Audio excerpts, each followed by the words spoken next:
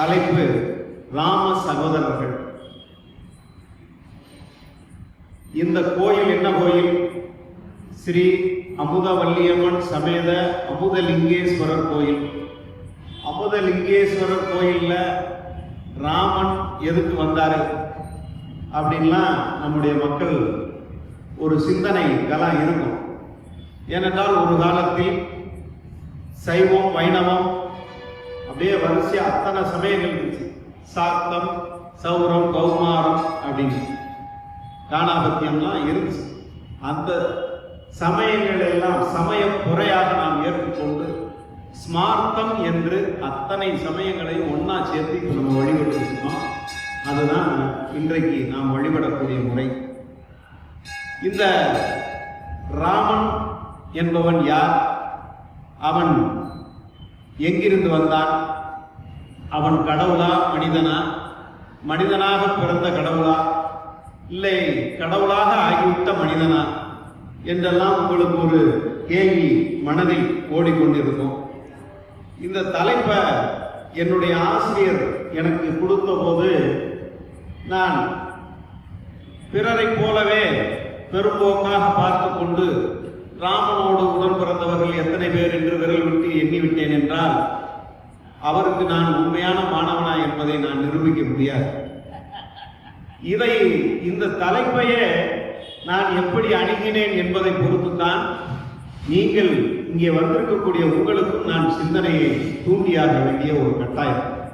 ஏனென்று கேட்டால் அந்த பரந்தாமனை பாடுவதற்கு அன்றைக்கு ஆழ்வார் அத்தனை பேரும் 12 ஆழ்வார்களும் அத்தனை பாடல்களில் முத்தாய்ப்பாக பல இலக்கியங்களை படைத்து நம் முன்னே விட்டு சென்றிருக்கிறார்கள்.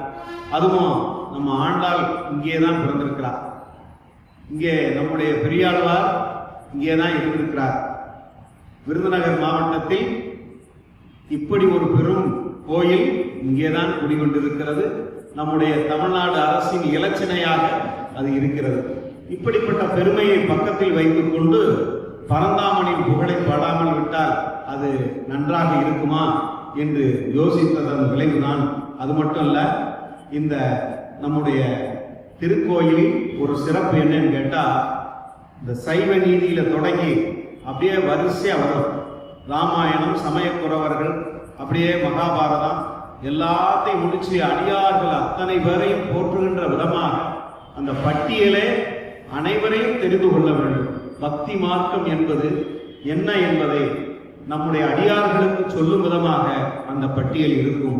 அப்படிப்பட்ட ஒரு அருமையான இந்த மார்கழி மாத சிறப்பு நிகழ்ச்சிகள். அந்த நிகழ்ச்சிகளில் இன்றைய தலைப்பு ராம சகோதரர்கள். இந்த ராமன் யார் என்ற கேள்விக்கு அத்தனை பேரும் சொல்லிவிடுவார்கள் பதில். ஆம், ராமன் என்பவர் ஒரு அவதாரம். ராமன் அவதாரம் என்றால் மொத்தம் எத்தனை அவதாரங்கள்? இதுவரைக்கும் 9 அவதாரங்கள் அத்தனை பேருக்கும் தெரியும். அப்ப இன்னொரு அவதாரம் வருதாமே, அது என்ன அவதாரம்? அது கல்கி அவதாரம். வரிசையா நமக்கு தெரியும். மச்ச அவதாரம் எதற்காக வந்தது? சோமுகாசுரன் அப்படின்னு ஒரு அசுரன் இருந்தான் அப்படின்னா அதுக்கு ஒரு கதை வச்சுக்கலாம். அப்ப கூர்ம அவதாரம் எதுக்காக வந்துச்சு?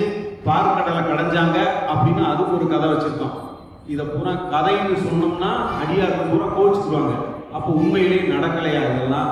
இப்ப கற்பனையாக இருக்கு. ஏன் அப்படி சொல்லுகிறீர்கள் என்று கேட்டால், புராணங்களும் இதிகாசங்களும் நமக்கு அப்படியே சொல்ல கேட்கப்பட்ட வழியாகத்தான் நமக்கு வந்திருக்கின்றன. இப்போ வராக அவதாரம் வச்சுக்கிட்டா ரண்யாட்சன் அப்படிங்கிற அசுரன் இருந்தான். அவனை வதம் பண்றதுக்காக வந்தது. அப்படியே ஒன்னொன்னா சொல்லிக்கிட்டே வரும். அப்ப நரசிம்ம அவதாரம் எதுக்கு வந்துச்சு? தூணிலும் இருப்பான் துரும்பிலும் இருப்பான்னு பிரகலாதன் சொன்ன உடனே அந்த தூணை உடைச்சிக்கிட்டு வந்தாரு நரசிம்மம்மா அப்படின்னு அது வந்துச்சு. அப்ப மகாபலி மன்னனை அந்த ஆணவத்தை அடக்கிறக்காகத்தே குள்ள வாமனனாக அவன் அவதரித்தான் அப்படின்னு வாமன அவதாரம் வருது. பரசுராமர் பாருங்க, சத்திரியர்களை பூரா கொன்று அழிப்பேன்னு சொன்ன ஒரு அவதாரமாக பரசுராம அவதாரம் வந்திருக்கிறது. அப்புறம்தான் 7வது அவதாரமாக ராம அவதாரம். இந்த ராம அவதாரம் சொன்ன உடனே, ராமன்னு சொன்ன உடனே அந்த பக்கம் 10 தலை ராவணன் அப்படின்ற ஒரு படம் நம்ம கண்ணுக்கு முன்னாலே ஓடும். அப்ப ராவணனை அழிப்பதற்காகத்தான் ராமன் வந்தாரா அப்படின்னு ஒரு கேள்வி. ராவணனை அழிப்பதற்காக மட்டும் ராமன் வரவில்லை. அப்ப எதுக்காக வந்தாரு? ராம சகோதரர்களை பற்றி சொல்லும் போது நாம் எல்லாம் அதை அறிந்து கொள்ளலாம். அடுத்து பார்த்தீங்கன்னா பலராம அவதாரம், அடுத்து கிருஷ்ணாவதாரம், இப்படி 9 அவதாரங்கள் வந்து விட்டன. 10வது அவதாரத்தை இந்த கலிகாலத்துல நாம எதிர்பார்த்துக்கிட்டு இருக்கோம். இந்த அவதாரம் வந்தாத்தான் இவங்கெல்லாம் அடங்குவாங்க அப்படின்னு நாம சொல்லிக்கிட்டு இருக்கோம். யாருமே சரியில்லை யாருமே சரியில்லைன்னு சொல்ற நாம சரியா இருக்கமான்னு நம்ம கேள்வியை கேட்டு பார்க்கணும். ஏன்னா வீட்டுல பாருங்க, இந்த சின்ன பிள்ளைகள்லாம் இன்னைக்கு நம்ம சொன்ன பேச்சை கேட்குதா? கேட்கல. நம்ம சொன்ன பேச்சை வீட்டிலேயே கேட்கலையே. பள்ளிக்கூடத்துல பையன் கேட்பானா, ஆசிரியர் ஐயோ என் பேச்சை கேட்க மாட்டாங்க. அப்புறம் சமுதாயத்துல என்னைய பெரியாள்னு நினைக்கவே இல்லை, என் பெரியார் பேச்சை யாருமே கேட்க மாட்டாங்கன்னு சமுதாயத்துல. அப்ப இத்தனை பேர் பேச்சை கேட்காம இருக்கிறப்ப இங்க பாருங்க, அடியேன் பேசுவதை கேட்பதற்காக இங்க வந்திருக்கக்கூடிய அடியார்களின் பாதங்களை நான் வணங்குகிறேன். ஏனென்றால் இது கணினி உலகம். அப்படி கம்ப்யூட்டர் மாதிரி ஓடிக்கிட்டு, ஒரு பக்கம் பணத்தை தேடி ஓடுகின்ற கூட்டம், ஒரு பக்கம் வசதி வாய்ப்புகளை தேடி ஓடுகின்ற கூட்டம், மரியாதையை தேடி பதவியை தேடி ஓடுகின்ற கூட்டம். இத்தனை ஓடுற ஓட்டத்துல கொஞ்ச நேரம் அப்படியே உட்கார்ந்துட்டு போவோமே, இன்றைக்கு சொற்பொழிவாளர் என்ன பேசுறாரு அப்படிங்கிறத நாம கேட்டுட்டு போவோமேன்னு உட்கார்ந்து இருக்கிற நேரம் இந்த தலைப்பில் ராம சகோதரர்கள் சொல்லியாச்சே.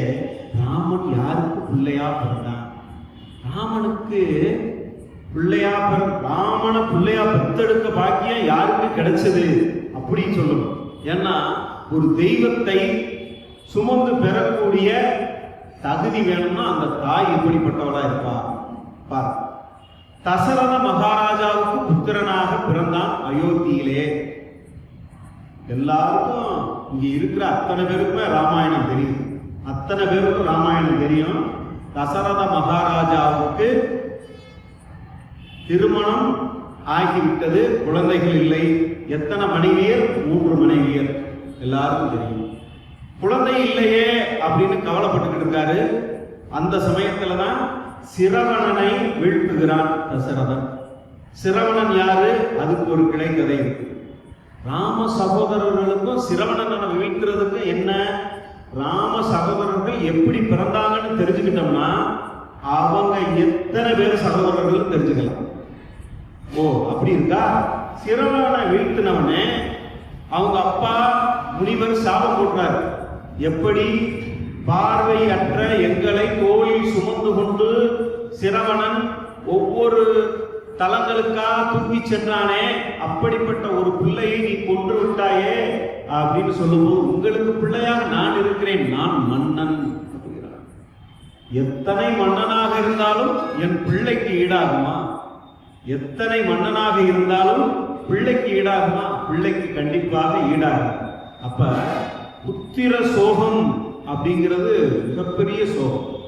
பிள்ளைகளை இழந்து விட்டால் அதை விட பெரிய சோகம் எதுவும் கிடையாது. ஒரு மனிதனுக்கு வாழ்க்கையில் நடக்கக்கூடாத ஒன்று. நாம் இருக்கும் போதே நம்முடைய புத்திரர்கள் இறந்துவிடும். அப்ப அந்த மாதிரி இறக்கும் போது அவருடைய மனம் கொதித்து, நீ புத்திர சோகத்தால் பாருங்களேன், பாருங்க, புத்திர சோகத்தால் உன் உயிர் பிரியும். புத்திர சோகமா? இவருக்கு ஒரு பக்கம் ஐயோ சாபம் போட்டாரே முனிவர்னு வருத்தம், இன்னொரு பக்கம் கொஞ்சம் மகிழ்ச்சி, நமக்கு தான் குழந்தையே இல்லையே, புத்திர சோகம் எப்படி வரும்? அப்ப நமக்கு குழந்தை இருக்கு. அப்ப இந்த முனிவர் செஞ்சது நமக்கு ஆசீர்வாதமா சாபம்? பாத்தீங்களா?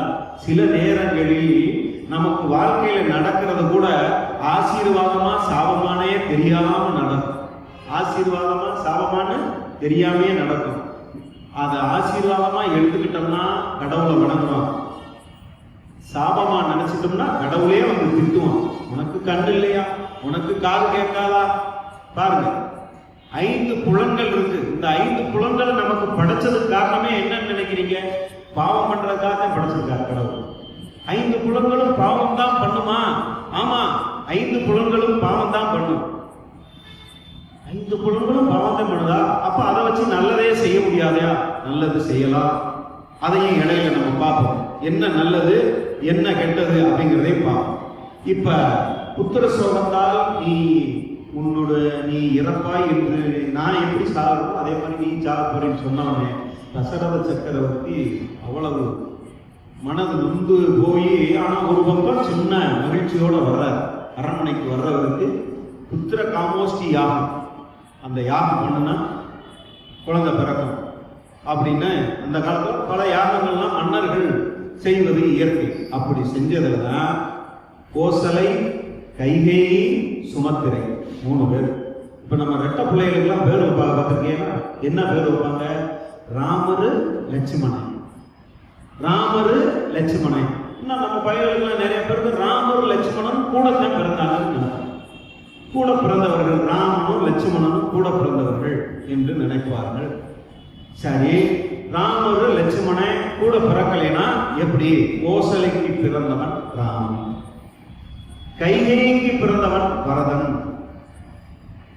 சுமத்திரைக்கு பிறந்தவன் லக்குவனும் சத்ருகனும். 4 பேர் ராம சகோதரர்கள். முடிஞ்சா இந்த 4 பேரை பத்தி மட்டும் பார்த்தா போதுமா அப்படின்னா, எங்க ஆசிரியர் இங்க உட்கார்ந்துருக்காரு, மாணவர் இன்னும் சரியான படிக்க வைக்கல போல இவரை அப்படின்னு என்னுடைய ஆசிரியர் நினைச்சிருவார். அப்படி நினைச்சிடக்கூடாதுன்னு சொல்லி இந்த தலைப்புக்குள்ள உள்ள போறேன். கம்பனிடம் கேட்கிறேன் விடை.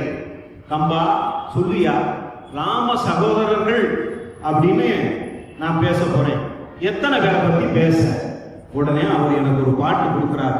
புகனொடும் ஐவரானோ முன்பு, புகனொடும் ஐவரானோ முன்பு, பின்று குன்று சொல்வான் மகனொடும் அறுவரானோ, எம்முழை அன்பின் வந்தாக நமர் காதல் ஐய நின்னோடும் எழுவரானோம், புகழரும் காணம் தந்து புகழ்வரால் மெலிந்தான் முந்தை.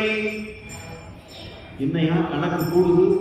4 இருந்துச்சு, அப்புறம் 5 மாறிச்சு, அப்புறம் 6 மாறிச்சு, அப்புறம் 7 மாறிச்சு. நாம சகோதரர்கள்னு ஒரு இந்த தலைப்பை இப்படி நோக்கத்துல பார்த்தா 7 பேர் வர்றாங்க, ரைட். ஆனால் உதரன் சக உதரன் அப்படின்னு இருக்கு. நம்ம எல்லாரையும் சகோதரர்களே சகோதரிகளே சொல்லிடுவோம். அன்பின் மிகுதியால் சொல்லப்படக்கூடிய வார்த்தை சகோதர சகோதரிகளே என்று சொல்லிவிடுவோம். அப்படி சொல்லிவிட்டால் அப்ப எண்ணிக்கை கணக்கே கிடையாது. ராமனுக்கு நானும் சகோதரன், நீங்களும் சகோதரர், எல்லாருமே அவருடைய பிள்ளைகள் தானே. சக உதரன் அப்படின்னு ஆயிரு, ஒரு தாய் வயிற்று பிள்ளைகள் தான் நாம எல்லாம் அப்படின்னு ஆயிருமே. அப்ப அத்தனை பேரை பத்தி பேச முடியுமா? முடியும். இந்த 4 பேரை பத்தி மட்டும் சொன்னோம்னா இந்த 4 பேர் யாருன்னு முதல் தெரியும். இந்த 4 பேரும் வேற வேற ஆளா ஒரே ஆளா? இந்த கேள்வி எழுதுகிறது. 4 பேரும் வேற வேற ஆளா ஒரே ஆளா? ராமன் நான் அவதாரம் எடுக்க போகிறேன் என்று சொன்ன உடனே அந்த அனந்தன் ஆதிசேஷன் சும்மா இருப்பாரா? சும்மா இருக்க மாட்டார். என்ன செய்வாரு? அவர் நான் லக்குவனாக பிறக்கிறேன்,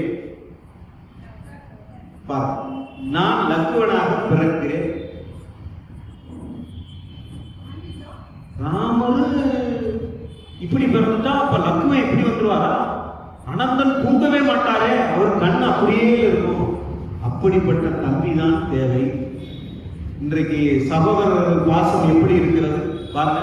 இன்றைக்கு சகோதரர்கள் என்ன செய்யறாங்க? அன்னை எப்ப சாண திண்ணை எப்ப காலியாகும், அன்னை எப்ப சாண திண்ணை எப்ப காலியாகும். இன்றைக்கு ஒருத்தரை ஒருத்தர் பார்த்து கொள்ள கூட நேரம் இல்லை, பேசிக்கொள்ள நேரம் இல்லை. சகோதர பாசத்தை இதை போய் நான் எங்க போய் பேசுறது?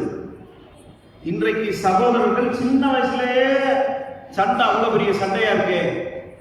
ஆனா இன்னொரு வசதிங்க, இந்த இங்கே அமர்ந்திருக்கக்கூடிய ஆன்மீக பெரியவர்களுக்கு எல்லாம் தெரியும், இனிமேல் இந்த சகோதர சண்டை வர்றது கூட வாய்ப்பு. ஏன்னு கேட்குறீங்களா? பெறுறதே ஒரே ஒரு பிள்ளை, அவங்களுக்குள்ள எப்படி சண்டை வரும்? வரவே வராது. அவன் தான் ஒன் அண்ட் ஒன்லி. ஒரு பெண் இருந்தா பெண்ணு மட்டும்தான், அவன் மட்டும்தான். ஆண் இருந்தா ஆண் மட்டும்தான், ஆண் இருந்தா ஆண் மட்டும்தான். யாரும் கிடையாது, யாரும் கிடையாது, ஆண் மட்டும்தான். அப்ப சகோதரர் சகோதரிகளுக்கு அங்க வேலை இல்லை. வலம்புரி சங்காக வந்து உதித்தவன் பரதன். வலம்புரி சங்காக வந்து உதித்தவன் பரதன். சக்கரமாக வந்து பிறந்தான் சத்ருக்கணன். சக்கரமாக வந்து பிறந்தான் சத்ருக்கணன். இவர்களை வெவ்வேறு என்று எப்படி சொல்லுவேன்? வெவ்வேறு என்று எப்படி சொல்லுவேன்? ஒருதாய் மக்கள் அல்லவா இவர்கள் எல்லாம் என்று நீங்கள் நினைக்கலாம். வேற வேற தாய் வயிற்றுல பிறந்தாங்க, ஆனாலும் இவர்கள் எல்லாம் துண்டு துண்டானவர்கள், ஒன்றானவர்கள். துண்டு துண்டாய்த்தான் இருக்கிறார்கள், ஆனால் ஒன்றானவர்கள். இந்த உண்மையை நீங்க புரிஞ்சுக்கணும்.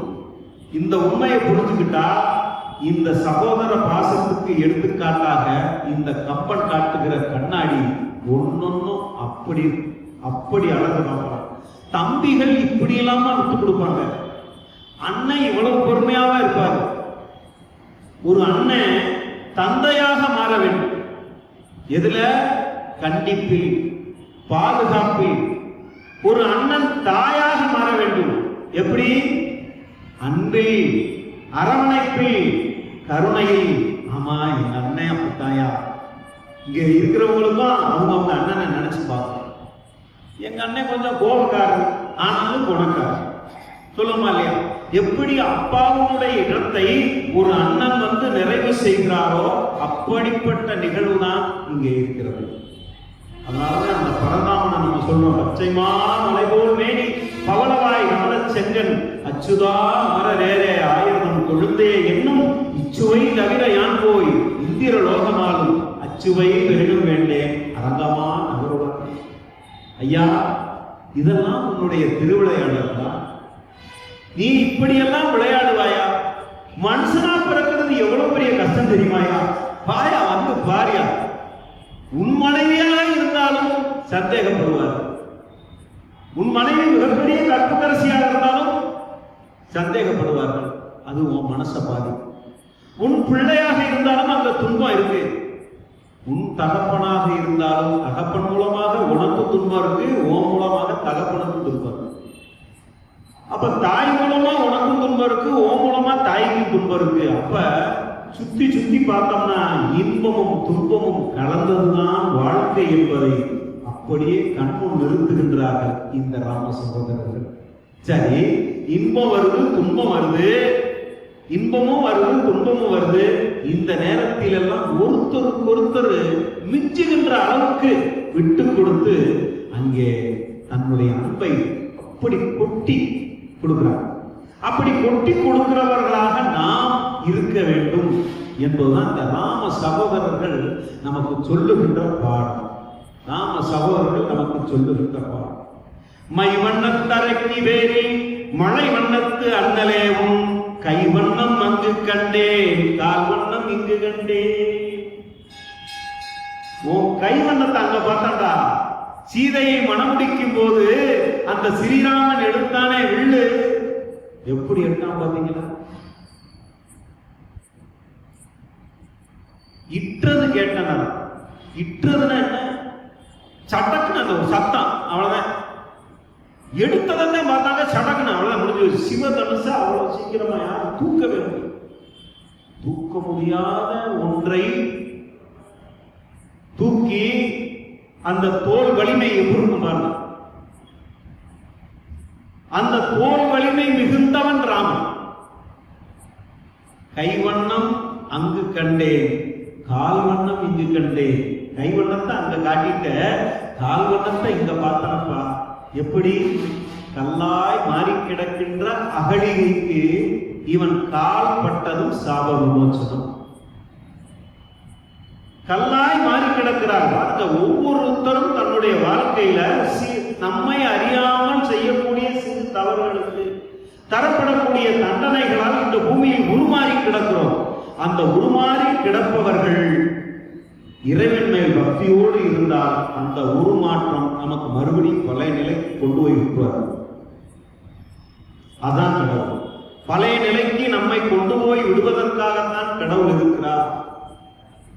அப்படிப்பட்ட அந்த கடவுளுக்கு நாம எப்படி நன்றி செலுத்தணும்?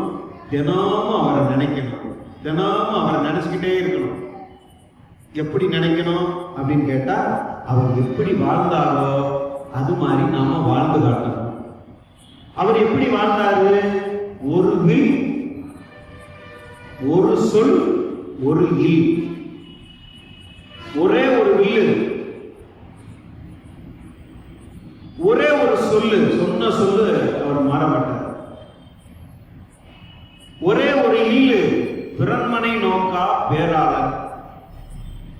மாற்றான் மனைவியை கவர்ந்தான் என்ற ஒரு குற்றத்தை தவிர கம்பனாலோ இந்த சமூகத்தாலோ ராவணன் மீது எந்த குற்றமும் சுமத்த முடியாது. ஏன்னா அவனை போல சிவபக்தன் யாரும் கிடையாது. தன்னுடைய எண்ணம் கலங்கி போனால் எவ்வளவு பெரிய மலையப்ப அவன் இருந்தாலும் மடுவாக மாறிவிடும்.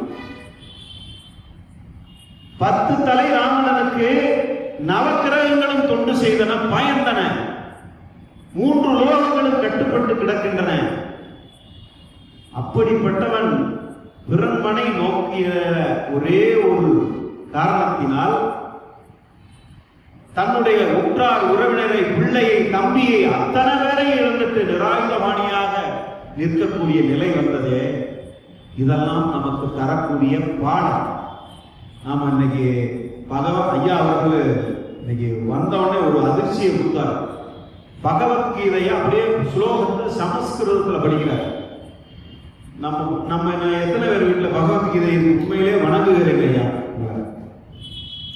இன்றைய இளம் தலைமுறை பிள்ளைகள் எல்லாம் இப்படிப்பட்ட பெரியவர்களிடம் பாடம் கற்றுக்கொள்ள வேண்டும். அன்னையிடம் நீ அன்பை வாங்கலாம், தந்தையிடம் நீ அறிவை வாங்கலாம். 2 இருந்தால் பேரை வாங்கலாம், பேரை வாங்கினால் ஊரை வாங்கலாம். இந்த 2ஐயும் வாங்குறதுக்கு நம்ம பிள்ளைகள் நீங்க தயாரா இருக்கானா? கிடையாது. நீங்க போய் நீங்க கையில வச்சிருக்கிற கைபேசியை வீட்டுல தொடுங்க, என்ன செய்ய? உனக்கு ஒண்ணும் தெரியாது, எதையாவது நோண்டி வச்சிருவ பை. நீங்க போய் வீட்டுல கம்ப்யூட்டரை தொற்ற முடியுமா? டிவியை முதல் தொற்ற முடியுமா? ஸ்மார்ட் டிவி உங்களுக்குலாம் அது போட தெரியாது. பொறுங்க, உங்களுக்கு எந்த சீரியல் வேணும் வச்சு விட்டுட்டு போயிருங்க. அடே தம்பி வேற மாத்துறா சொன்னாதான் அவன் மாத்தி விடணும். ஏன்னா ஆன்லைன்ல ஓடிக்கிட்டு. இப்படிப்பட்ட கலிகாலத்திலே கலியுக வரதனாக புருஷோத்தமனாக உடனே நம்மால் அது என்னங்க புருஷோத்தமன் ஒருத்தர் கேட்டார். புருஷர்களில் உத்தமன், அதனாலதான் அவன் புருஷோத்தமன். புருஷர்களில் உத்தமன், அதனாலதான் அவன் புருஷோத்தமன். ராமனுக்கு சீதையாய் நான் இருப்பேன், சீதைக்கு ராமனாய் நான் இருப்பேன். ஏன்? எவ்வளவு பணம், எவ்வளவு பதவி, எவ்வளவு பலம், அத்தனை காமிச்சான் ராமன். சீதை மயங்கினார், மயங்கவே. என் தலைவன் ராமன் அந்த ஒரு நினைப்ப மாறவே இல்லை. மாறாத பற்றுடையவளாக அவள் இருந்தார். சரி, ஸ்ரீராமன் எப்படிப்பட்ட பேரழகு! அந்த பேரழக கம்பர் அருமையா சொல்றார். வெய்யோனொலி நன்மேனியில் விரிசோதியில் மறைய, வெய்யோனொலி நன்மேனியில் விரிசோதியில் மறைய, பொய்யோவிடும் இளையாளோடும் போனான். மையோ மரகதமோ மரிகளோ மழைமுகிலோ, ஐயோ இவன் வடிவன் பதுரடியா வழகுடையா. என்னையா என்ன மாதிரி அழகு! இந்த கதிரவனின் ஒளி இங்க படுனா கதிரவனே மங்கி தெரியுது. நம்ம மேல ஒளிப்பட்டா நம்ம கொஞ்சம் பிரைட்டா தெரியும். போட்டா எடுக்கணுமா? இந்த சூரிய ஒளி படுவாரு என் மேல அப்படியே எழுதான். இந்த போக சைடு போட்டாடா சிவகோயில வா, இதுக்கு நேரம் வச்சிடுறா. நான் கொஞ்சம் கலர் கம்மியான அளவு படிச்சு தெரியும். ஆனால் சூரிய ஒளி பட்ட பிறகு கூட அந்த சூரிய ஒளி மங்கி தெரிகிறது. இந்த மரகத மலை அப்படி இருக்க. அப்ப இந்த ராமனுடைய தேகம் அந்த தேஜஸ் சொல்லுவாங்க. அப்படிப்பட்ட அழகனாக இருக்கிறான். வையோனுடைய தன்மேனியில் விரிசோதியின் மறை. பொய்யோ எனும் இளையானோடும் போனான். இளையான் யாரியா? லட்சுமணன். எங்கயா போற? வனவாசம் போறேன். எதுக்கு போற? எதுக்குயா போற? எதுக்கு போற? வரம் கேட்டுட்டா. யாரு கேட்டா? கைகேயி கேட்டா. கைகேயி எதுக்கு கேட்டா? கைகேயி நல்லவளா கெட்டவளா? எங்க கணேசன் ஐயாவை பேச விட்டோம்னா இதை பத்தி மட்டும் 1 மணி நேரம் பேசுவோம். கைகேயி நல்லவள் தான். வைஸ்வானர வித்தை, வைஸ்வானர வித்தை அப்படின்னு ஒரு வித்தை. பின்னால நடக்க போறதை இப்பயே சொல்றது. அப்ப சோசியக்காரனா நம்மளால அத்தை கேட்பாங்க, ஏன் ஒன்றும் நேரமே சரியில்லை, சனி பேச்சுங்கிறாங்க, குரு பேச்சுங்கிறாங்க, ராகு கேது பேச்சுங்கிறாங்க. இந்த ஜாதகத்தை தூக்கி போய் சோசியத்தை கொடுத்தோம்னா அவர் ஏதாவது பரிகாரம் சொல்லுவாரு, அதை செஞ்சோம்னா சரியா போயிடும் அப்படின்னு நம்ம நம்புறோமா? அப்ப அந்த சோதிட வல்லுநர்கள் பின்னால் வரக்கூடியதை முன்னாலே கணித்து சொல்லுகிறார் அந்த கட்டங்களை பார்த்து. அது மாதிரி அதுல இது கொஞ்சம் அட்வான்ஸ் டெக்னாலஜின்னு நினைச்சேன். அந்த வித்தையை தெரிந்தவள் கைகேயி, இந்த நாட்டுக்கு என்ன நடக்க போகும்னு தெரியும், அதனாலதான் அப்படின்னு கைகேயி பக்கம் ஒரு நியாயம் இருக்கு. ஆனாலும் இந்த ராமனை காட்டுக்கு அனுப்பிய முதல் குற்றவாளியா அவங்க, முதல் குற்றவாளியா. ஏன் அப்படின்னு கேட்டா, ஒரே ஒரு குற்றத்தோட நின்றுட்டா பரவாயில்ல, என் மகன் பரதன் நாடாள வேண்டும், நீ காடாள வேண்டும், அதையுமே இவ சொல்ல. ஏய வரங்கள் 2 என்னையா ஞாபகம் இருக்கா? நம்மளால கொஞ்சம் சந்தோஷத்துல சொல்லி போடுவாரு, அடியே தீபாவளிக்கு இப்ப விட்டுரு மாமாவை, உங்களுக்கு வைக்கிறேன் பாரு, உனக்கு 8000 ரூபாய் பட்டுச்சலை எடுக்கும் அப்படின்னு பாரு. இப்ப லேசா ஆரம்பிச்சிருப்பீங்க, ஏங்க அந்த 8000 ரூபாய் சொன்னேன், அப்ப சொன்னேன் இப்ப அப்படி பாரு.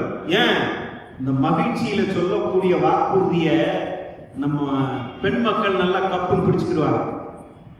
உனக்கு எப்ப வர வேணும், நான் வேணுங்கிறப்ப கேட்கிறேன். இந்த அம்மா எவ்வளவு பாருங்க புத்தி கூர்மையா இருக்காங்க.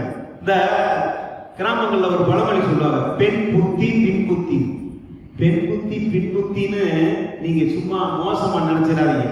இதை கேட்டுக்கொண்டு இருக்கக்கூடிய அன்பர்களுக்கு இந்த சொற்பொழிவாளர் ஒரு தகவலை சொல்றேன். பெண் புத்தி பின் புத்தினா பேசிட்டு தெரியாம பேசிட்டேங்கன்னு சொல்றதுக்கு பேர் பெண் புத்தி கிடையாது, பின் புத்தி கிடையாது. பின்னால் வருவதை முன்னாலேயே கவனித்து கணித்து சொல்லுவதால் தான் பெண் புத்தி பின்புத்தி என்றார்கள். அதனால அந்த பின்புத்திக்காரர்களின் சொல் பேச்சை கேளுங்கள், பின்புத்திக்காரர்களின் சொல் பேச்சை கேளுங்கள், குடும்பம் நன்றாக இருக்கும். ஏன்னா பின்னால நடக்க இருக்கிறதா கணிச்சு சொல்றது புத்தி கூர்மை இருக்கக்கூடியவர்களாக தான் சொல்ல முடியும். கைகேயி ராமன் கிட்ட சொல்றான், 2 வரம் கொடுத்துட்டாரு எங்காலு, அவர்கிட்ட கேட்டேன், அவர் மூர்ச்சையாகி கிடக்காரு. அப்பா 2 வரத்தை கொடுத்துட்டு மூர்ச்சையாகி கிடக்காரு. ஏன்? தனையன் மீது தாழாத பாசம், உயிரும் உடம்பும் மாதிரி பாசம். ஒரு பிள்ளை மேல பாசம் எப்போ வரும்? தலை பிள்ளடா, தவமிருந்து பெற்ற பிள்ளடா சொல்லுவாங்க.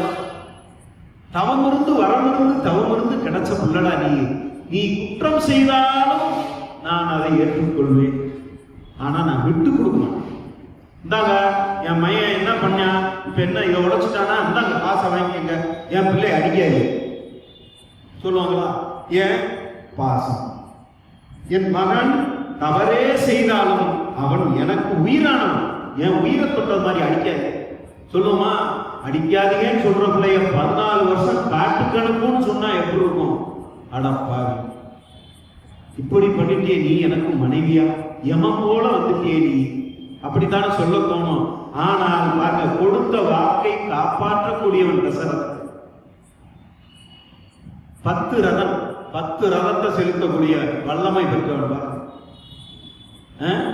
அந்த தசரதனுக்கே இந்த நிலைமையா? தசரதனுக்கே இந்த நிலைமையா வந்துருச்சு? ஆமா, கொடுத்தாச்சு வரத்தை. ஆழிசூழ் உலகமெல்லாம் பரதனே ஆல, நீ போய் தாளிரும் சடைகள் தாங்கி தாங்க அரும் தவம் மேற்கொண்டு ஊழிவின் வெம் காணம் நன்னி புண்ணிய துறைகளாடி 7 ஆண்டின் வா என்று. இந்த இடத்துல கவனிக்கணும், 7 ஆண்டின் வா என்று 14 வருஷம் காட்சி வா என்று என்று யார் சொன்னா? எம்பினன் அரசன் என்றால் உங்க அப்பா சொன்னாருப்பா. எப்படி? ஏய் தம்பி, போகும்போது கரண்ட் பில் கட்டியாம்டா, அப்பா சொன்னாரு. ஏன் தம்பி கரண்ட் பில் விடா, அவங்க வேலையில போன்ற பையன். தம்பி தான் வரும்போது வெங்காயம் ஆக முடியாது, போ. ஏய் வரும்போது இதை வாங்கிட்டு வாடா, அப்பா சொன்னாருன்னா அப்பா சொல்லுக்கு மரியாதை. என்ன அப்படி? தாய் சொல்லை தட்டாதேன்னா தந்தை சொல்லுக்கு மந்திரம் இல்லை. தாய் சொல்ல தட்டக்கூடாதுன்னா தந்தை சொல்லும் மந்திரம் போன்றது. அப்பா சொல்லிட்டா இவன் கேட்பான், மறுக்க மாட்டான், கண்டிப்பா போயிருவேன். இவனை இப்ப அனுப்பியே ஆகணும். சரி, முத வார்த்தையை பாருங்க, ஆலிசூர் உலகமெல்லாம் பரதனே ஆகணும். என் மகன் பரதன் ஆகணும் அப்படின்னு சொல்ற, பரதன் ஆகணும். இப்ப இந்த ஐயா விடிஞ்சா பட்டாபிஷேகம், தலையில கிரீடத்தை வைக்க போறாங்க. தசரதனுக்கு அப்புறம் ராஜா யாரு? ராமச்சந்திரமூர்த்தி. இதுக்கு ஒரு விளக்கம் இருக்கு. அதனங்க ராமர் தானங்க, அதனங்க சந்திரன் எப்படியா வந்தாரு? ஏய் என்னையா நீ? சந்திரனுக்கு கோபம் யாரு மேல? ராமர் மேல சந்திரனுக்கு கோபம். சந்திரன் ஏயா கோபப்பட்டாரு? நீ பிறந்தது சூரிய குலத்துல பிறந்த. விபீஷணன் சூரியனின் பிள்ளை, அவனை சகோதரனை ஏற்றுக்கிட்ட. நீ இப்படியே சூரிய குலத்துக்கே செஞ்சுட்டு இருக்கிய, எனக்கு ஒன்றும் செய்யலையே, என்ன செய்ய போற? அதாவது நான் அடுத்த பிறவியில பிறக்கும் போது கண்ணனா கிருஷ்ணனா அதெல்லாம் வேண்டாம், இப்ப இந்த பிறவிக்கு என்ன சொல்ற நீ செய்ய அப்படின்னு கேட்டவனே, என் பெயர் ராமன், நீ சந்திரன், என்னை ராமச்சந்திரன் என்று இனிமேல் அழைப்பார். அதனாலதான் இன்னைக்கு ராமச்சந்திரமூர்த்தி, ராமச்சந்திரன் என்று அழைத்துக் கொண்டிருக்கிறான். இப்படிப்பட்ட அந்த ராமச்சந்திரனின் கண்கள் கலங்குமா? நமக்குன்னா அழுது ஒப்பாரி வச்சிருக்கோம். ஐயோ போச்சே போச்சே, நாடு போச்சே, பதவி போச்சே, சுகம் போச்சே, 14 வருஷம் என்னால காட்டுக்குள்ளையெல்லாம் இருக்க முடியாது, நான் செல்வமா வளர்ந்த பிள்ளை, ஏன் கை காலு உடம்பெல்லாம் தாங்காது, பஞ்சனையில படுத்து கிடந்தவன் எப்படி இருக்கும்? சரி, அதை விட்டுருங்க. இது ஒரு ராஜாவா ஒரு மனிதனா பிறந்துட்டாரு, இந்த எண்ணங்கள்லாம் இருக்கும். இவன் யாரு? என் பதவியை தட்டி பறிக்க தம்பி வந்துட்டானா? ராம சகோதரன் யாரு? பரதன். ஏன் பரதனை சொன்னா? 2வது ஆள் அவன் சீனியாரிட்டி படி 2வது ஆள் அடிக்கிறான் பரதன். கோசலைக்கு பிறந்தவன் ராமன், கைகேயிக்கு பிறந்தவன் பரதன். அப்ப அவன் இல்லைன்னா அடுத்த ஆள் இவன் தானே. இந்த பரதன் மீது யாருக்கு கோபம் வர வேண்டும்? ராமனுக்கு கோபம் வரணும். இயல்பா நமக்குன்னா வந்துடும். விட்டுருவோமா? அண்ணனுக்கு கிழக்கேண்டா, தம்பிக்கு மேற்கா, இது எப்படி ஒத்துக்க முடியாது? அடே நீ கீழே இருக்கணுமா, அவன் மேல இருக்கணும், அதை எப்படி ஒத்துக்க முடியாது? வீட்டை பிரிக்கும் போது சண்டை. அப்பா சொல்லிட்டாரு, நீ கேட்டுட்டே ஆகணும், எனக்கு சொத்தே வேண்டாம் போ. எத்தனை பேர் சண்டை? அவன் சின்ன சொத்தை பிரிக்கிறதுல அவன் சண்டை வருது. இந்த நாட்டையே ராஜ்யத்தையே தூக்கி கொடுத்துட்டாரையா? எப்படி இருந்தான் அந்த ராமபிராணி? அன்றளந்த செந்தாமரை போல இருந்தது அந்த முகம். அந்த முகம் அது மாதிரி நமக்கு இருக்குமா? இருக்குமா? கண்டிப்பாக இருக்காது. அதுக்கு அவன் என்ன பதில் சொல்றான்? மன்னவன் பணி என்றாகி நும்பணி மறுப்பேனோ. ஏமா அப்பா சொன்னாருன்னு சொல்றியே, நீ சொன்னா நான் ஏத்துக்கிற மாட்டேனா? நீ எனக்கு தாய் தானே. பாத்தீங்களா என்ன? இப்ப இன்னைக்கு அம்மா, பெரியம்மா, சித்தி இந்த உறவு முறையில இல்லை. ஏற்கனவே மறுபடியும் அதே சொன்ன அதே தகவல் தான். ஏன் பிறந்தது 1 2 எப்படி இருக்கும்? ஒண்ணு மாமா இருப்பாரு, இல்லைன்னா பெரியம்மா இருக்கும். ஏன் அம்மா கூட பிறந்தது 1 தான். நம்பாத்தான் சொல்லுவேன், ஏய் பெரியம்மா வந்திருக்காங்கடா, ஏய் சின்னம்மா வந்திருக்காங்கடா, அப்படி சொல்லலாம்னா அது மேக்சிமம், இது மினிமம். மேக்சிமம்னா பெரியம்மா, மினிமம்னா சின்னம்மா. எப்படி பேர் வைக்கிறான் பாரு நம்ம ஆளு, கலிகால பேர் வைக்கிறான். இனிமே பேரெல்லாம் வைக்க முடியாது. ஏன்? சித்தப்பா பெரியப்பாலாம் இருக்க மாட்டாங்க, இந்த பையன் ஒருத்தன். அப்ப இந்த உறவு முறைகள்லாம் இல்லாம போயிருமோன்னு தோணுது. நம்ம பிள்ளைங்க நம்மள அம்மான்னு கூப்பிடணும், நம்ம தங்கச்சி பிள்ளைகளும் நம்ம அம்மான்னு. அம்மா எப்பமா வந்தீங்க? எவ்வளவு சந்தோஷமா இருக்கு. அன்னைக்கு அப்படிலாம் பார்க்கல. இவங்களும் குழந்தை பார்த்துருப்பாங்க, அவங்களுக்கு 6 குழந்தை, இவங்களுக்கு 5, இவங்களுக்கு 3, யாரு தூக்குறாங்களோ பால் கொடுத்துருவாங்க. தங்கச்சி பிள்ளை இது அக்கா பிள்ளைன்னா யாரும் பார்க்க மாட்டாங்க. அது அங்கிட்டு காட்டில் அந்த பக்கம் வேலை செஞ்சுக்கிட்டு இருக்கு, இதுக்கிட்டு வாய்க்கால் வெட்டிக்கிட்டு இருக்கு, ஐயோ பிள்ளை அழுகுதுன்னு இது பாலை கொடுத்துரும். என் பிள்ளைக்கு ஏண்டி பால் கொடுத்தா யாரை கேட்பாங்களா? இல்லை, அன்றைக்கு அப்படி இல்லை. இன்றைக்கு அதற்கு வாய்ப்பே இல்லை, அதற்கான வாய்ப்புகளே இல்லை. அப்ப இந்த சகோதர பாசம் மட்டும் எப்படியா இருக்கும்? இந்த சகோதர பாசம்னா என்னன்னாவது தெரிஞ்சுக்கங்கன்னு அந்த தலைப்பை அந்த அமுதலிங்கேஸ்வரர் தேவஸ்தானம் அருமையா கொடுத்துருக்காங்க. சகோதர பாசம்னா என்னைக்கு தெரிஞ்சுக்கணும். நீ ராமாயணத்தை படிக்க வேண்டாம், மகாபாரதத்தை படிக்க வேண்டாம், அதுல சொல்லப்படுற கருத்துக்கள்ல என்னடா இருக்கு அதை சார கொஞ்சம் எடுத்துக்கங்களேன். அதை எடுத்து ஒன்னால முடிஞ்சா அதை கொஞ்சம் பின்பற்ற முடியுமான்னு பாருங்களேன். அப்படிலாம் நாம நினைக்கணும்னு தோணுது. இப்படி பின்னவன் பெற்ற செல்வம் அடியனே பெற்றதன்றே.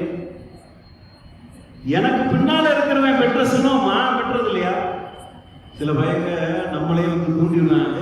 என்னப்பா உன் தம்பி கார் வாங்கியிருக்காரு போல, இவர் ஒரு ஓட்ட டிவிஎஸ் குட்டியே ஸ்டார்ட் பண்ண முடியாம நின்றுகிட்டு இருப்பார். என்ன உன் தம்பி கார் வாங்கிட்டான் போல?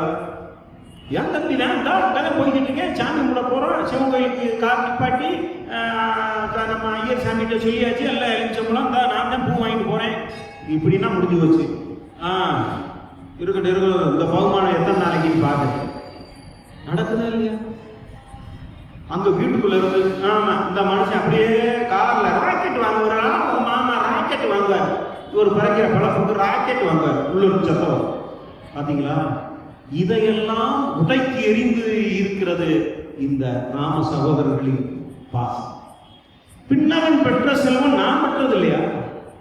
நான் பெற்றது இல்லையா? வரதன் பதவிக்கு போனான்னா என் தம்பி இல்ல அவன். எப்படிப்பட்ட அப்படி ஒரு அருமையான ராமன். ஒவ்வொரு இடத்துல எத்தனை இடத்துல சொல்லணும் ராமனை பத்தி, எத்தனை இடத்துல சொல்லிக்கிட்டே போகணும். துன்புலதே நின்றோ சுகமுலது வந்தி பின்புலதிடை மண்ணும் பிரிவுலதென உண்ணா. யார்கிட்ட போய் இந்த பாட்டு சொல்றாரு? இது என்ன சொல்றாரு? எங்க சொல்றாரு? குகன்கிட்ட போய் சொல்றாரு.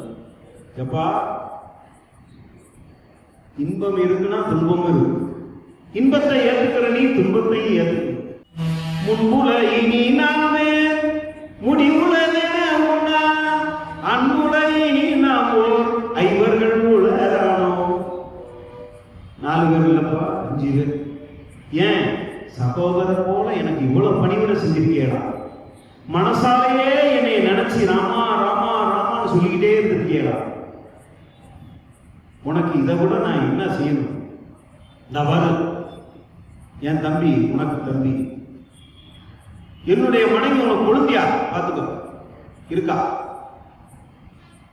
இப்படி சொல்ல ஒரு மனித பிறவியில் பிறந்திருந்தாலும் மனித புத்தி இருக்கும். இந்த ராமனுக்கு எப்படி மனது வந்தது? அப்படியே கண்ணாடியாக இருக்கிறது இந்த ராமாயணம். இப்படி சொல்லிக்கிட்டே போனா ராமரை பற்றி மட்டுமே பேசிட்டு போயிருக்கும். லட்சுமணனை பேசணும்ல, லக்குவனை பேச வேண்டும் என்றால் லக்குவன் யார்? ஆதிசேஷன். ராமருக்கு எதிர்மாறானவன். ராமருக்கு எதிர்மாறா எப்படி இருப்பாரு? ராமருக்கு எதிர்மாறாக லட்சுமணன் என்ன? ராமர் எவ்வளவு பொறுமைக்காரரோ அதற்கு எதிராக முன்கோபக்காரர் லட்சுமணன். மூக்கு மேல கோபம் வரும், அதனால சூப்பர் அப்படி மூக்கா இருக்காரு. என்ன சரி, ஆதிசேஷனாக ஆதிசேஷனின் அம்சமாக பிறந்த இந்த லக்குவன் அண்ணன் காட்டுக்கு போயிட்டாருன்னு கூட போயிட்டாரே. ராமாயண கதை உங்க எல்லாருக்குமே தெரியும். ஒரு சில இடத்துல அப்படி தொட்டு காமிச்சோம்னா அந்த சகோதர பாசம் எப்படி இருக்குன்னு தெரியும். இணைந்தே இருக்கக்கூடியவர்கள் காட்டுக்கு போகும்போது தனியா போயிட முடியுமா? வீட்டுல விட்டுருவாங்களா? அடுத்த கேள்வி. ராமன் இருக்கும் இடம்தான் சீதைக்கு அயோத்தி. சரி, அப்ப அப்ப லட்சுமணன் இருக்கிறான் தானே ஊர்மிளைக்கு அயோத்தி. ஊர்மிளை யாரு? லட்சுமணனின் மனைவி. லட்சுமணன் மனைவி இந்த லட்சுமணனை ராமன் பின்னால் செல்வதற்கு எப்படி அனுமதித்தால்? கேள்வி. இது எப்ப வருதுன்னா பரத்வாச முனிவரின் ஆசிரமத்திலே நந்தி கிராமத்திலே எல்லாரும் வந்து ஒண்ணு சேர்ற சமயத்துலதான் ஊர்மிளையின் தியாகம் தெரியும். அதை பத்தி எங்க ஐயா முருகேசவண்டி ஐயா சொன்னோம்னா அவர் அதுக்கு 1 மணி நேரம் விளக்கம் கொடுப்பார். ஊர்மிளை எப்படிப்பட்ட தியாகி. இப்ப நான் வந்து ஒரு மாசம் வெளியே வடக்கா வியாபாரத்துக்கு போறேன்னு வைங்க, வீட்டுல போய் சொல்றேன், எங்க வீட்டுக்காரங்க ரொம்ப சந்தோஷப்படுமா, நல்லா போயிட்டு வாங்க, சந்தோஷம் அப்படி சொல்லாது. ஒரு சில பேர் இருக்காங்க, இவன் பண்ற தொல்லைக்கு போய் போயிட்டு வா சாமி, போயிட்டு வாப்பா. ஆனா லட்சுமணன் அப்படிப்பட்டானா? எவ்வளவு அன்பு பாராட்டக்கூடியவன். இவன் போய் சொல்ல போறேன் யார்கிட்ட? ஊர்மிளை. செய்தி கேள்விப்பட்டுட்டா ஊர்மிளை. ராமன் கானகம் செல்ல போகிறான். 14 ஆண்டுகள் உங்க ஆளு கூட போறாரு. அவள் தெரிஞ்சிருச்சு. நம்மன்னா என்ன செய்வான்? நிற்போம் அப்படி. அவ ஒன்றும் இல்லை, நல்லா அலங்காரம் பண்ணிருக்கான்.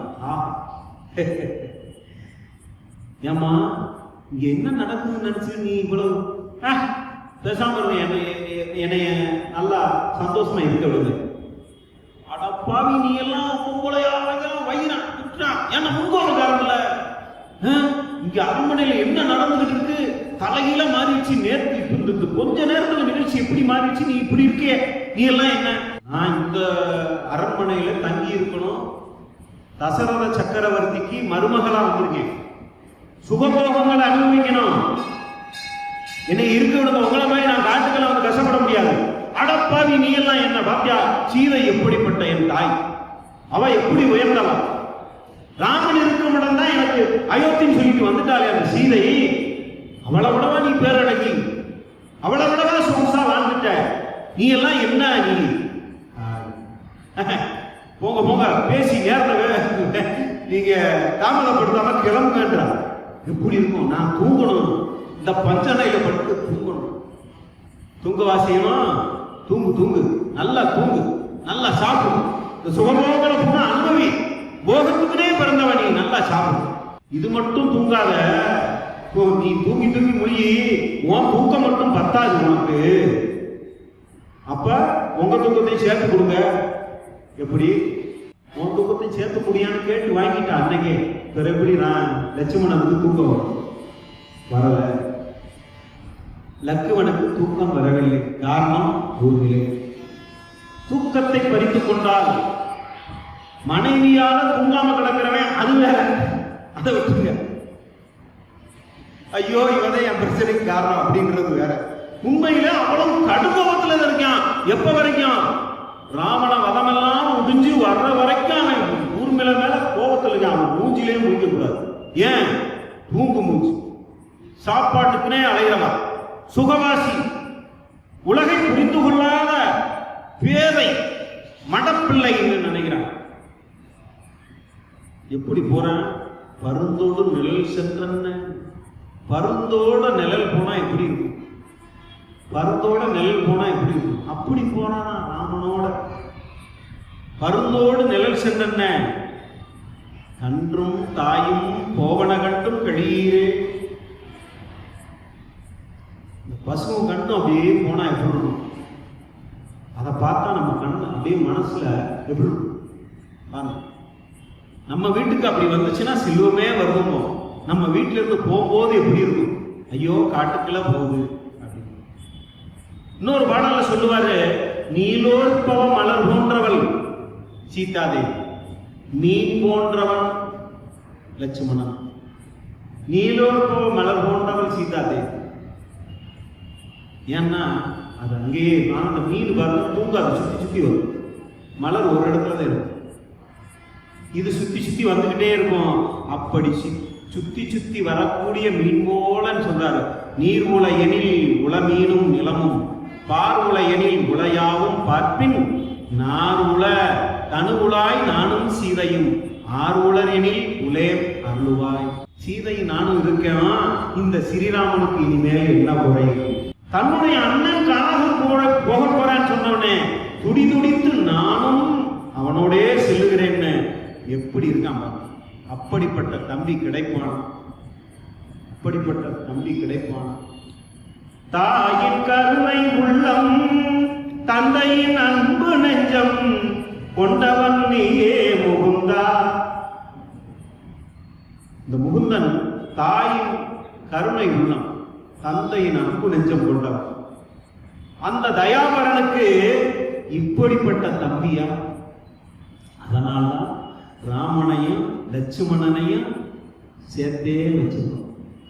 இந்த பரதன் இருக்கானே, இந்த லட்சுமணனோட மேன்மைய எப்ப தெரிஞ்சுக்கிட்டான்னு பாருங்க. லட்சுமணனோட மேன்மைய எப்படி தெரியணும்? எப்படியாவது யாராவது சொல்லணும்ல. இந்த லட்சுமணன் ராமனையும் சீதா தேவியும் எப்படி காவல் காத்தான்?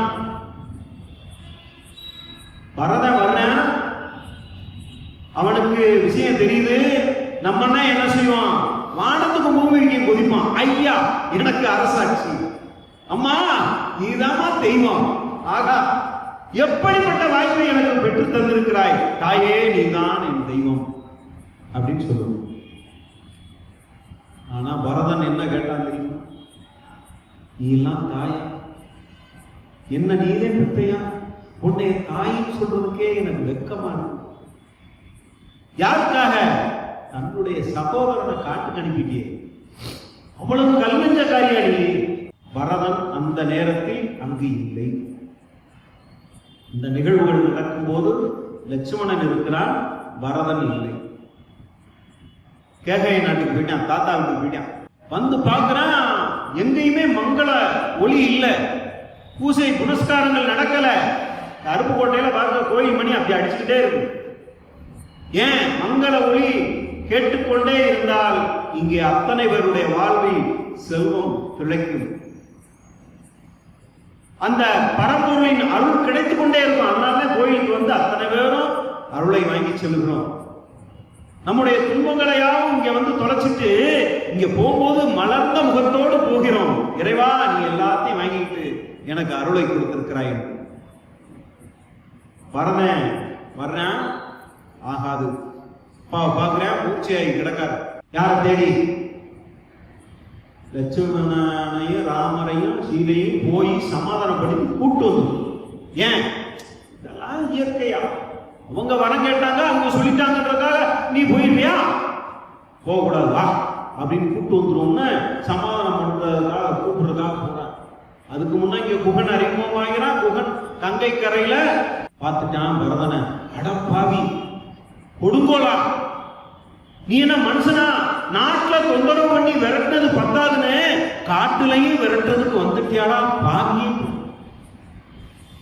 யார பார்த்தவனே? பரதவனை பார்த்தவன்.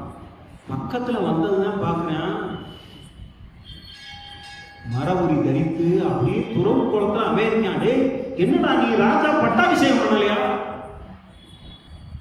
அண்ணனை விரட்டி விட்டுட்டியடா. இந்த லட்சுமணனை சொல்லும் போது பரதன் கேட்ட கேள்வி, எங்க அண்ணனும் எங்க அண்ணியும் எங்க தூங்கினாங்க, லட்சுமணன் எங்க தூங்கினான்? இதே கேள்வி. பாத்தீங்களா? இதை ஏன் கேட்டா, ராம சகோதரர்கள் எப்படி இருக்காங்கன்னு நீங்க தெரிஞ்சுக்கணும்.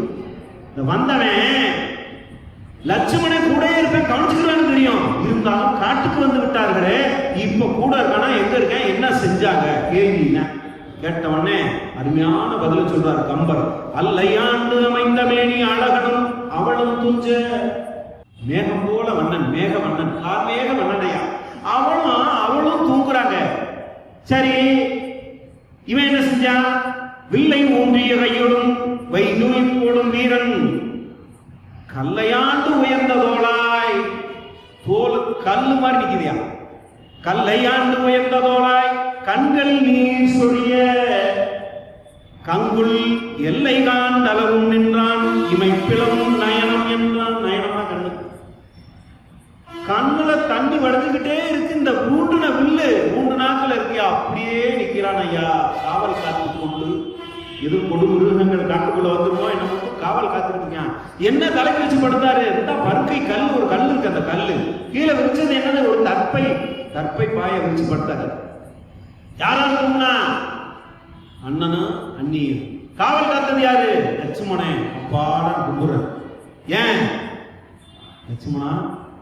பாருங்களேன், நம்ம மூத்த அண்ணனை பார்த்துக்கிறதுக்கு தம்பி இருக்கான், சின்ன தம்பி அப்படின்னு சொல்லும் போது எவ்வளவு சந்தோஷம், பரவாயில்ல, எவ்வளவு சந்தோஷமா இருக்கும். இப்ப அந்த லட்சுமணனுடைய நிலையை பாருங்க.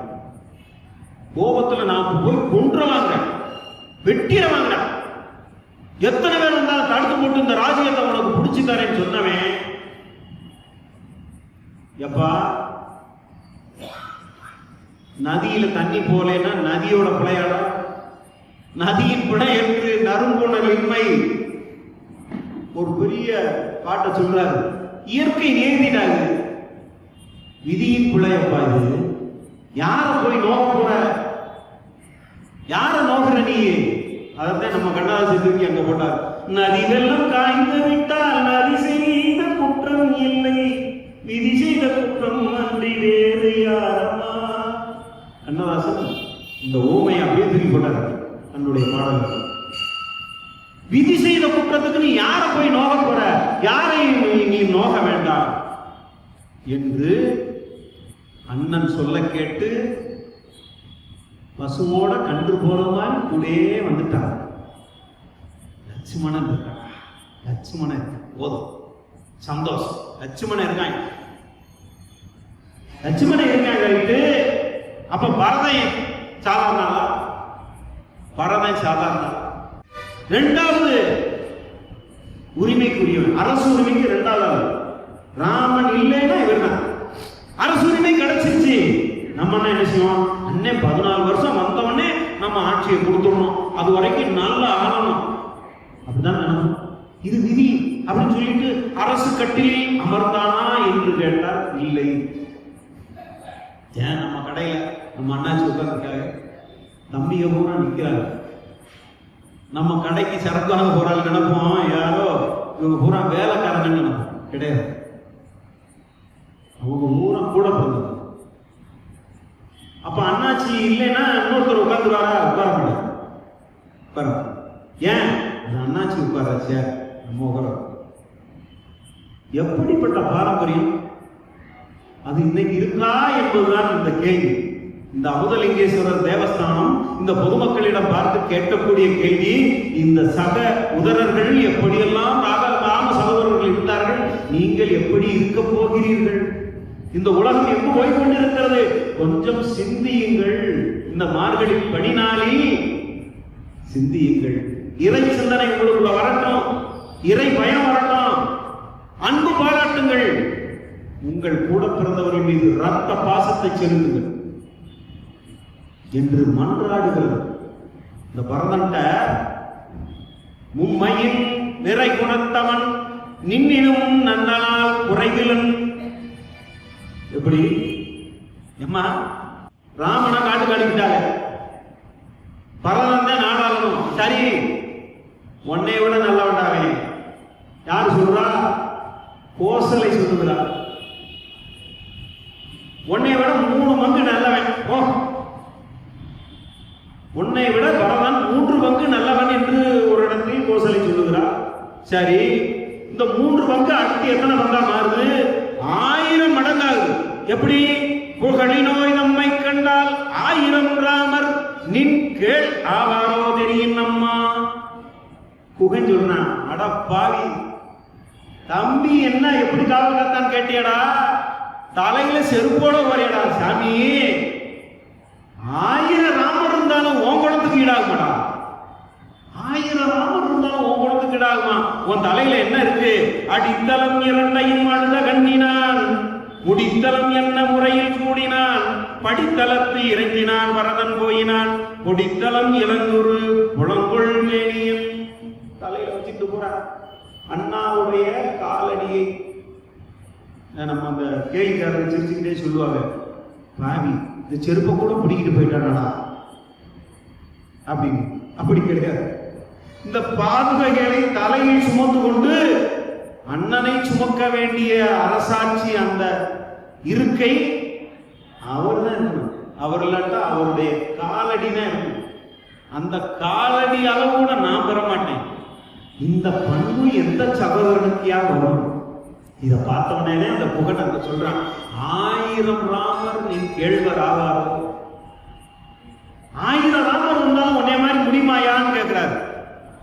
1000 ராமர் வந்தாலும் உன்னைய மாதிரி முடியுமான்னு. தாய் பாசத்தை பார்த்தா அதுக்கு மேல போகுது. அந்த அம்மா சொல்லுது, யாரு? லட்சுமணனுடைய அம்மா. எப்பா ஆகாது அன்றால் உனக்கு அவ்வனம் இவ் அயோத்தி. அரசாட்சி ஆகாதுல அந்த வனம் தான் இந்த அயோத்தி. கிளம்பி சொல்லிவிட்டு ஒரு வார்த்தை அந்த லட்சுமணை காதுல யார் சொல்லுவா? சுமத்திரை சொல்லுகிறார். பெத்த தாய் சொல்றா. என்ன சொல்றா தெரியுமா? இவன் வந்திடில் வா. பாருங்க, இவன் வந்திடில் வா, அது இன்றே முன்ன முடி.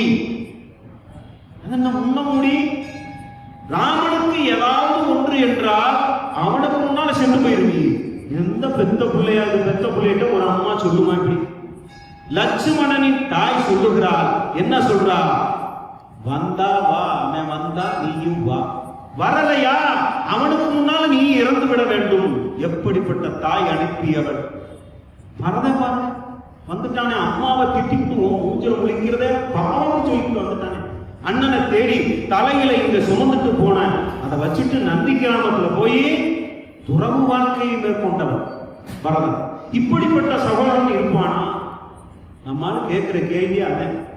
ஐயா, காமராசர் இறக்கும் போது எவ்வளவு பணம் வச்சுட்டு சென்றார்? எத்தனை வேட்டி இருந்துச்சு, எத்தனை துண்டு இருந்துச்சு, எவ்வளவு பணம் வச்சிருந்தார், எத்தனை அக்கௌண்ட்ல போட்டு வச்சிருந்தாரு? இதை கேட்டே நமக்கு இருக்குதே. ஒரு அரசியல்வாதி முதலமைச்சராக இருந்தவர் இப்படியும் மனிதர்கள் இருப்பார்களான்னு இன்னைக்கே கேட்கிறோம். இப்போ ஒரு 50 வருஷத்துக்குள்ளே கேள்வி கேட்கிறோமே, இது எப்ப நடந்தது?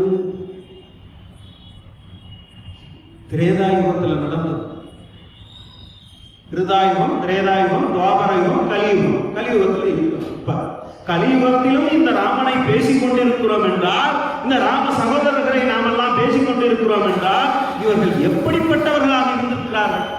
சரி, பரதனை அதோட விட்டுட்டானா? அதே 3 மடங்குன்னு சொன்ன, 1000 மடங்குன்னு சொன்ன, அதோட விட்டுட்டானா?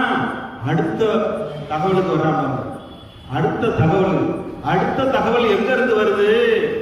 எண்ணில் கோடி ராமர்கள் ஆயினும் அண்ணல் நின் அருளுக்கு அருகாவாரோ. புண்ணியம் ஈரும் நின்னுயிரும் போயினால் மண்ணும் வானும் உயிர்களும் வாழுமோ. இதை யார் சொல்லியிருப்பான்னு நினைக்கிறீங்க? நந்தி கிராமத்துல 14 வருஷம் இருந்தா முடிய போதும். இந்த நாளிகை முடிஞ்சுட்டா 14 வருஷம் முடிஞ்சிருச்சு. தீய வளர்க்கிறான், உள்ள இறங்க போறேன்னு நிக்கிறான். ஏன்? அண்ணன் வரலனா நான் தானே அரசாட்சியில உட்காரணும். இந்த ஊர் என்ன சொல்லும்? அண்ணனை காட்டுக்கு அனுப்பிட்டு ஆட்சிக்கு வந்த பாவின்னு சொல்லுமா? எப்படியெல்லாம் என்ன போது வருங்க. இத பார்த்துட்டு சொன்னவள் கோசலை எண்ணில் கோடி ராமர்கள் ஆயினும் அண்ணல் நின் அருளுக்கு அருகாவாரே. கோடி ராமருக்கு சமந்தானி. எவன்டா இருக்கான்? தனக்கு ராஜ்யம் கிடைத்து விட்டது, அதை அனுபவிக்காம எவ்வளவு ஒரு ராஜானா எவ்வளவு, அதுவும் அயோத்தி மாநகரம்னா எவ்வளவு, அயோத்தி நாட்டை நீ ஆள போறேன்னா எத்தனை சிற்றரசு இருக்கான், அத்தனை பேருக்கு நீ மகாராஜா, வேண்டிய வசதிகள் கிடைக்கும். இத்தனையும் நீ அனுபவிக்காமல் இங்கே வந்து துறவு வாழ்க்கையை வாழ்ந்து கொண்டு இருக்கிறாயே, இந்த தீ குளிக்க போறேன்னு சொல்றியாடா, தீயில போய் விழ போறேன்னு சொல்றியே, உடனே பாயே இந்த கோடி ராமர் இருந்தாலும் முடியுமாப்பா, கோடி ராமர் இருந்தாலும் முடியுமா? முடியாத சாமி என்று சொல்லுகிறாள் கோசலை. கோசலை யாரு? ராமனை பெற்றாளா. என் பிள்ளைய விட நீ கோடி மடங்கு பெருசுறாங்க. பெத்த தாயே ஒரு சான்றிதழ் கொடுத்திருக்கிறாள் என்றால் பரதன் எப்படிப்பட்டான்? இன்று பரதனை போல பிள்ளைகள் இருக்கிறார்கள். பரதனை போல ஒரு சகோதரனாக நாம் ஏன் மாறக்கூடாது? அதுதான் இன்னைக்கு உங்க மனசுல தோணணும். கடவுளை நினைக்கிறது பெருசு, கடவுளை பாடுறது பெருசு. அந்த சிந்தனையில் நாம் என்ன கற்றுக்கொண்டோம்? இன்னைக்கு இந்த கம்பராமாயணம் என்ன சொல்லி கொடுத்தது, மகாபாரதம் என்ன சொல்லி கொடுத்தது, அங்க வரணும். அங்க வந்தாத்தான் நாம நிறைவடைஞ்சிட்டோம்னா, இல்லைன்னா கிடையாது. இல்லைன்னா கிடையாது. ஏன் கிடையாது? இவன் கண்ணு பூரா எப்படி இருக்கும்? அதாவது எப்பா நான் போய் இந்த அரசாட்சியில உட்கார்ந்துட்டேன்னா எனக்கு எத்தனை பாவங்கள் வரும்னு சொன்னான்.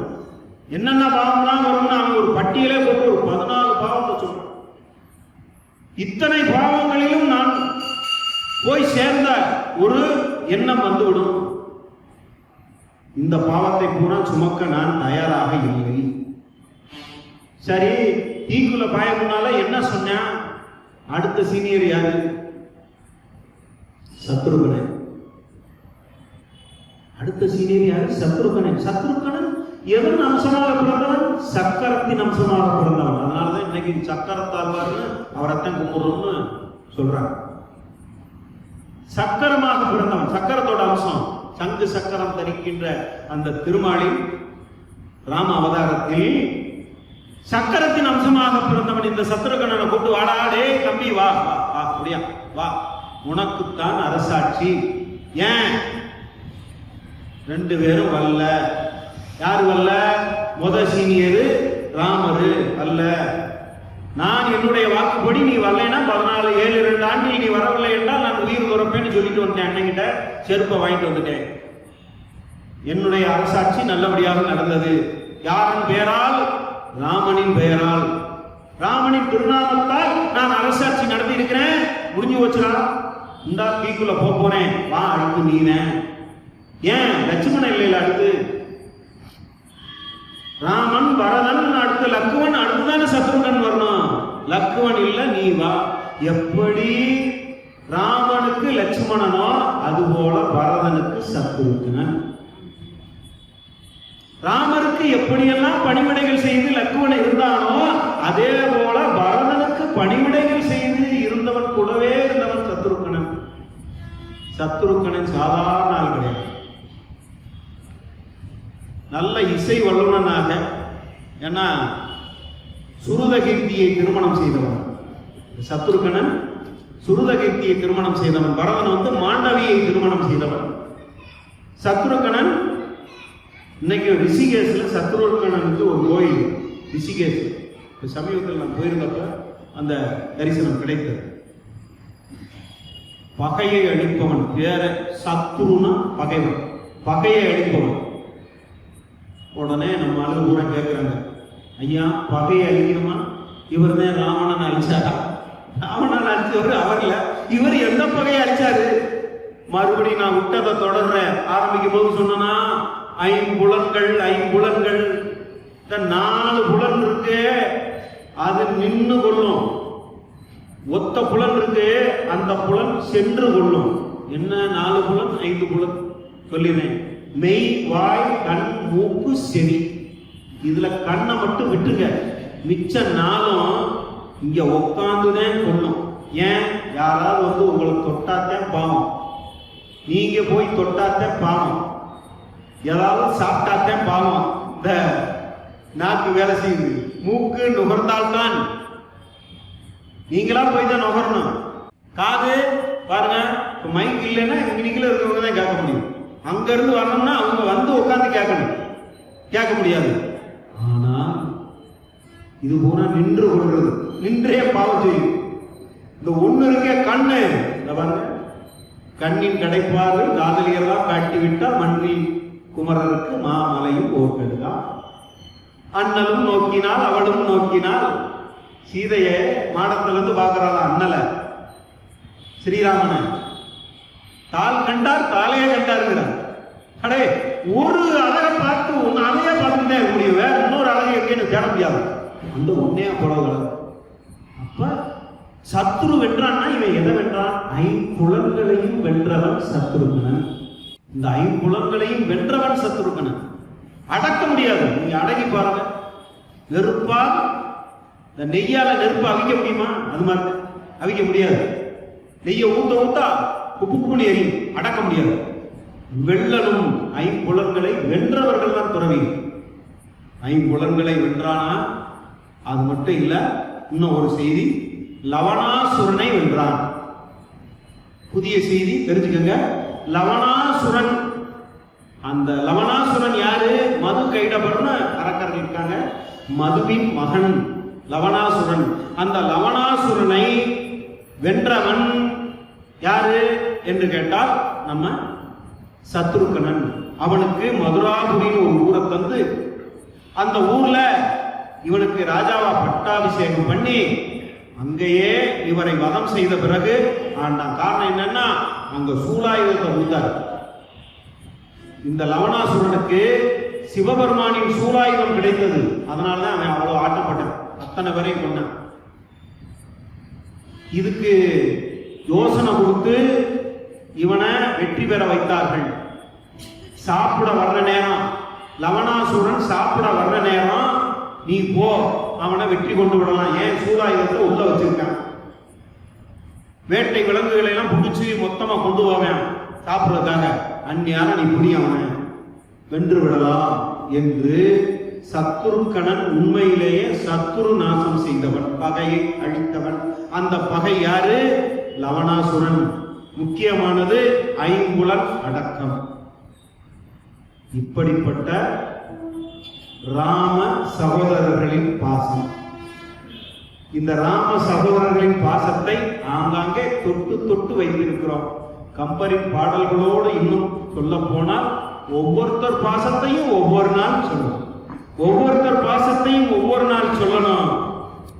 அப்படி சொல்லிக்கிட்டே போறதுக்கு நம்மளால அந்த நேரம் போதாமை காரணமாக இந்த தாயும் சிறந்த தயாபரனாக இருக்கக்கூடிய இந்த கண்ணன், கிருஷ்ணன் என்று பல்வேறு அவதாரங்களாக நம்மிடையே உலகி ராமனாக மனிதனாக ஆண்டாண்டு காலம் வாழ்ந்து இருக்கக்கூடிய அந்த ராமன் உங்கள் உள்ளத்திலும் உங்கள் இல்லத்திலும் இன்றோடு வருகிறான்.